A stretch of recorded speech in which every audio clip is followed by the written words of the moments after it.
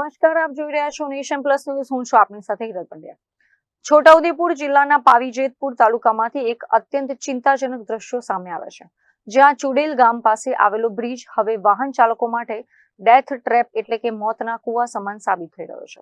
પાવીજેતપુર અને રંગલી ચોકડી વચ્ચેનો આ માર્ગ આર્થિક અને વ્યવસાયિક દ્રષ્ટિએ ખૂબ જ મહત્વનો ગણાય છે. મધ્યપ્રદેશ અને વડોદરા બોડેલી તરફ જતા ભારે વાહનોનો આ મુખ્ય રૂટ છે. હાલમાં આ બ્રિજના સાંધા છૂટા પડી ગયા છે અને સળિયા બહાર આવી ગયા છે. જો કોઈ બાઇક સવાર કે કાર ચાલક રાત્રિના સમયે અથવા ધૂળના કારણે આ પાટો જોવામાં ચૂક કરે તો તે સીધો જ લોખંડ સાથે અથડાઈને જીવ ગુમાવી શકે છે. સ્થાનિકોની ચિંતા એટલા માટે પણ ડબલ છે કારણ કે આ જ રૂટ પર પાવીજેતપુર નજીક ભારજ નદી પર આવેલો અન્ય એક મોટો બ્રિજ છેલ્લા 3 વર્ષથી તૂટેલી હાલતમાં પડ્યો છે. આ બધી તકલીફો પડે સાહેબ સાધનો વાળાને આવા જવા માટે જે સાધન લઈને જાય આવા પાટા ઉખડી જઈને પછી આ પેલો જતો હોય ગાડીવાળો કે ટ્રકવાળો ગમે તે એ અકસ્માતની ભીતિ થાય.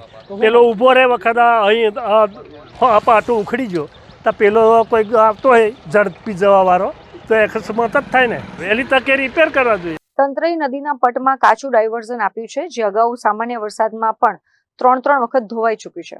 આ જ વર્ષે પણ ચોમાસામાં એ ડાયવર્ઝન ધોવાઈ જશે તો છોટાઉદેપુર અને વડોદરા તરફ જતા તમામ ટ્રાફિક ડાયવર્ટ કરીને આ ચુડેલ બ્રિજ પર મોકલવામાં આવશે.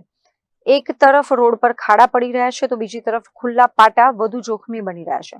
જો સમય રહેતા જ આ બ્રિજનું મજબૂતીકરણ કે રિપેરિંગ કામ નહીં કરવામાં આવે તો આગામી ચોમાસામાં આખો પંથક સંપર્ક વિહોણો થઈ જશે અને વાહન વ્યવહાર ઠપ થઈ જશે. રંગલી ચોકડીથી પાવીજેતપુર લગન જવાનો અમારો કાયમી રસ્તો છે. તો અહીંયા અમારે જવું હોય તો બધો રસ્તો તો એકદમ ખરાબી છે. તો સરકારને માગણી કે વહેલી તકે રસ્તો બની જાય તો સારું. અને આ બ્રિજના જે એંગલો છે એ તો એકદમ બહાર દેખાય છે અને તૂટી બી ગયેલી છે અને એક તો ઊંચી કરી નાખેલી છે તો ન સરિયા બી દેખાય છે અને ફૂટ જેવા ખાડા છે.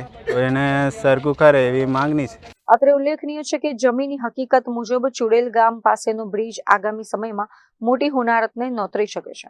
ત્યારે હવે તંત્ર દ્વારા આ બ્રિજનું નવીનીકરણ ક્યારે કરવામાં આવે છે એ હવે જોવાનું રહ્યું. Rehan Patel, nation plus news, Chhota Udepur. સમાચારોના સતત અપડેટ મેળવવા માટે અમારી નેશન પ્લસ ન્યૂઝની યુટ્યુબ ચેનલને સબસ્ક્રાઇબ કરો, બેલ આઇકન દબાવો અને જોડાયેલા રહો ફેસબુક, ઇન્સ્ટાગ્રામ અને ટ્વિટર પર.